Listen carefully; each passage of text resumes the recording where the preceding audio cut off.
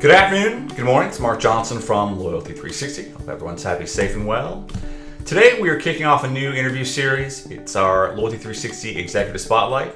These conversations will be with some of the leading minds and personalities in customer loyalty. They are driving success within some of the most revered and successful customer loyalty programs in the market today, all of whom are members of Loyalty360. In this series, you'll learn more about these individuals who are working behind the scenes to develop and maintain their customer loyalty efforts. Yet we'll take a more personal look at how they got to where they are today, their successes, some life lessons, and the challenges they have faced along the way. Today, in our inaugural interview, we have John Sellers. John is the head of rewards at Bank of America, and John was recently recognized as a champion of customer loyalty at our 2024 Loyalty Expo. This special recognition is presented to individuals who have made outstanding contributions to the customer loyalty and customer experience industry. So thank you, John, for taking the time to speak with us today. How are you? I'm great, Mark. Glad to be here. Well, thank you very much. Looking forward to the conversation as always. First off, for those who may not know, can you give us a little bit of background of you and your focus at Bank of America? Yeah, absolutely. So my role at Bank of America is I'm head of loyalty and rewards, and really you can think of that as sort of three different swim lanes. First, I'm head of our relationship rewards program, which is called Preferred Rewards. We have about 11 million members. They carry 1.7 trillion in assets. We give them about $4 billion back in client value annually. That's about $500 per member per year. The second swim lane is really around credit card rewards redemption. Here you can think of this as anything that has to do with our our points or cash dollars, et cetera, and how clients use those, whether it's for cash, putting it into their 529 account, brokerage account, et cetera, using it for travel, for Amazon purchases, et cetera. We do about 50 million redemptions in a given year, and we give about $5 billion back in client value. And the last swim lane is really around merchant rewards. And here, these are offers. Many of those are card-linked offers. We have about 45 million clients that are eligible for those offers. And we're giving back about $30 million annually to our clients there. Okay. When you look at today's marketing customer loyalty efforts, everyone's focused on understanding meeting customers' expectations. How does Bank of America work to meet the evolving needs of your customers? Yeah, really, I guess the purpose of Bank of America is really to make our clients' financial lives better. And we really do that through our strategy, our high-tech and high-touch strategy. So from a high-tech perspective, it's all about personal convenience. 77% of our households are actually digitally active, over 58 million digital users. We have over 1 billion logins each month, right? And we have award-winning capabilities. And to complement that, we have this high-touch strategy, which is really about personal guidance. And we have 3,800 financial centers, right? Okay. With tons of specialists. So if you need a banking specialist, an investment specialist, a small business specialist, a loan specialist, et cetera, we're there to handle your more complex needs.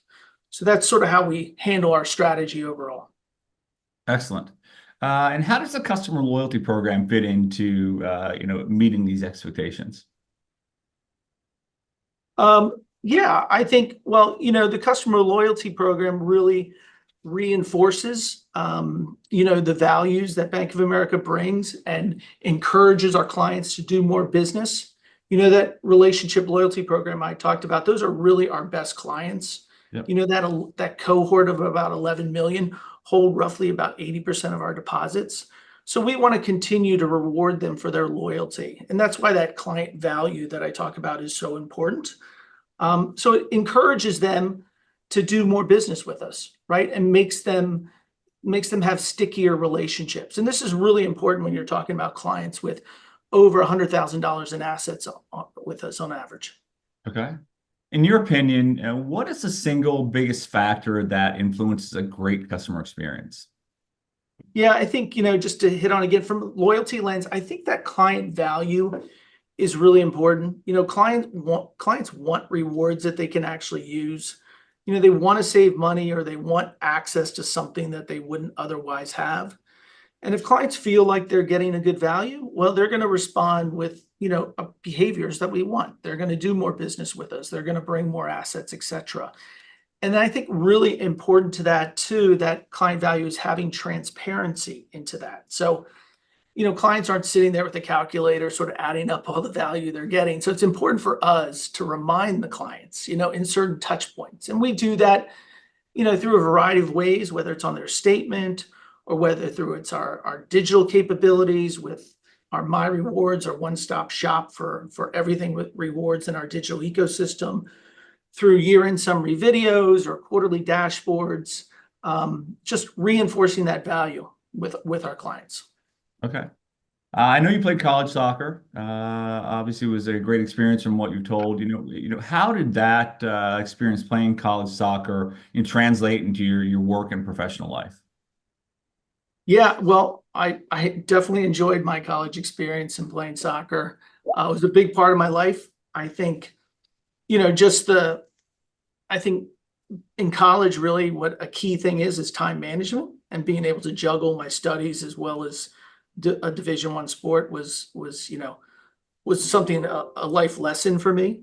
I also just think in terms of, preparation, being prepared, commitment, teamwork, getting along with all different types of personalities. All those things were important for me, and I learned a lot of that through sports. Excellent. What was your first job after college? What did you learn your first job? What did you like? Yeah, my first job was working at MBNA America, which was a credit card bank. I started as a credit underwriter. Did that for a little bit and got into a management development program, which really took me to all aspects, all areas of the company. And that's where I really started to, enjoy what I was doing. Eventually, Bank of America actually purchased or acquired MBNA, and I'm still here. Excellent. Looking back throughout your career, what's the best piece of work advice you've ever been given? Yeah, I think it's, how you think is everything. I think thinking really drives everything in your life, both professionally and personally. I think having a positive mindset, a positive attitude, a can-do attitude, somebody that's optimistic, glass is half full. It's certainly contagious. It's inspiring. People want to be around other people like that. So I think that's the most important advice or piece of advice that I ever got. Okay. What life lessons have shaped your perspective? Yeah, well, certainly I think, my relationship with my dad was a business professional for a long time, was very successful. His hard work, his commitment, his loyalty, I think helped shape me. As I mentioned, sports, just, preparation and commitment. I think being a husband and being married for 28 years and a father of 3 has taught me a lot of things: patience, compromise, self-control, really knowing what's important at the end of the day. And I also think being a manager, of people and, learning to listen more, learning how to communicate effectively with all types of individuals, and also the importance of just building relationships. So I think all those factors have helped shape me. Okay. When you look at your career successes, obviously you've had a number of them. What are a couple things that you're most proud of? Wow, good question. I think from a career perspective, certainly our loyalty program has been, what I've been doing for the last 10 years and how we've built it to be one of the largest financial loyalty programs out there. And the fact that, it's really a core part of our strategy here at Bank of America is to, reward our clients for their loyalty, get them into our loyalty program, encourage them to do more business with us. I think also just some of the other things that I've done in my career, sort of at one point, I was managing our credit card portfolio from a credit risk standpoint. And I managed that through the financial crises of 06, 08. that was, a very interesting time, and I had to take a lot of draconian actions. So I'm pretty proud of the way that turned out. And I think I'm just really proud of all the relationships and all the people that I've met along the way. I think those are, things that are going to last forever in my life. Excellent. If you could go back in time, in theory, and change one thing about your life, one thing that happened potentially, what would that be and why? Wow. Okay. Good question. Um, I think if I was younger, I would have taken more risks. When I came out of college, I got a job, as I mentioned. I was actually still playing soccer as well. But I think, moving to somewhere like New York City or moving to a large metropolitan area and sort of, getting ingrained into the work culture there would have been an exciting thing to do. I see my son who just graduated a couple of years ago. He's in Manhattan working. I see my daughter who's getting ready to graduate from St. Andrews in Scotland and heading to London. I see that, I'm really excited for those guys and the opportunities that they're taking on. And so I guess I would have liked to done that myself. Okay. If you could bring one great change into the workplace, what would that be? Good question. Certainly, I think I would love us to be a little more nimble in the workplace, especially as it pertains to technology. I think, obviously we're a bank, we're highly regulated. We have to operate a little bit differently than others. But I would love to be able to move quicker, move more swiftly, move more efficiently and effectively. I think we're getting better. But I think we have a ways to go. Okay.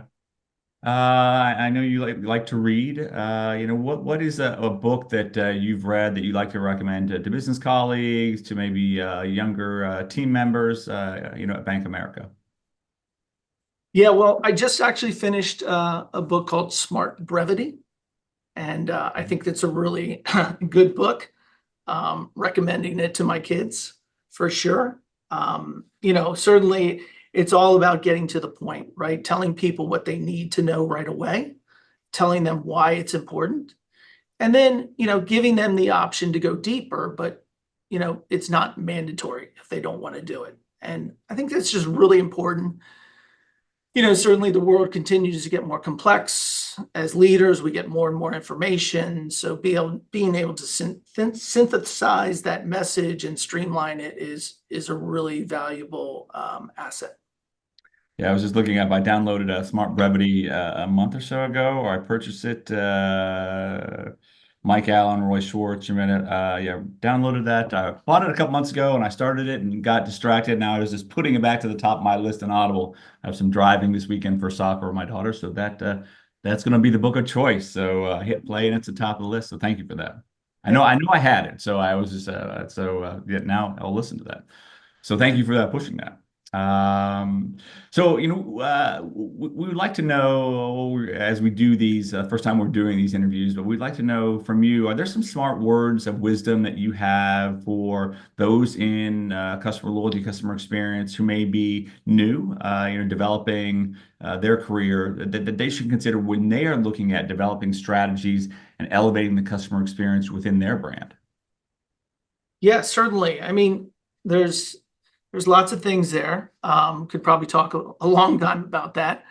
Certainly things like client value, research is very key. One thing though that I would make sure, especially somebody newer to the space, is to make sure they create a measurement system, right, in whatever they're doing, because it's really important that they're, as a loyalty professional and managing a loyalty program, that you can measure the success, right? We want to look at these things as investments, and having that measurement system is really important. So you can measure things like incrementality.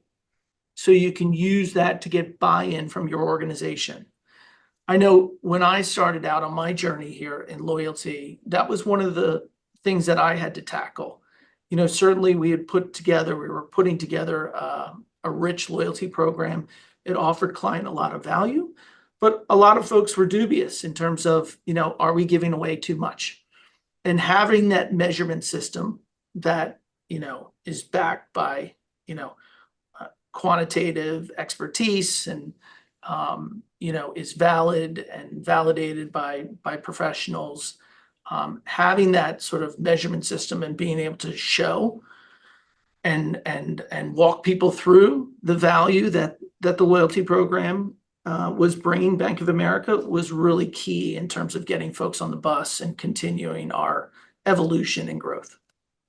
Absolutely. It's definitely a huge area of opportunity, a big focus of, some things we're trying to do at Loyalty360, but having that right measurement system, but most importantly, being able to use that to talk and to elevate the discussion internally. That's a big area of conversation we've heard a lot recently within the community, is being able to socialize the program up and down and making sure everyone has that same commitment. And obviously, you won a number of awards on the employee engagement side, so you do a great job of getting the team involved, and that's great to see, because some brands really struggle with even if they have the metrics, being able to socialize it internally and advocate within the team is a big challenge, and you guys do with aplomb. So Mark, you bring up a really good point there about employee engagement, right? It's just not about client engagement. And I think one of the things that we've done is we give our clients platinum access, so platinum tier access, which means we waive the $50,000 asset requirement as long as they'll open up a Bank of America checking account. So what we see there is, 97% of our eligible associates have enrolled in the program. And that's so key because they can experience the program for themselves. They see the rich value that they're receiving. They can articulate that to the clients.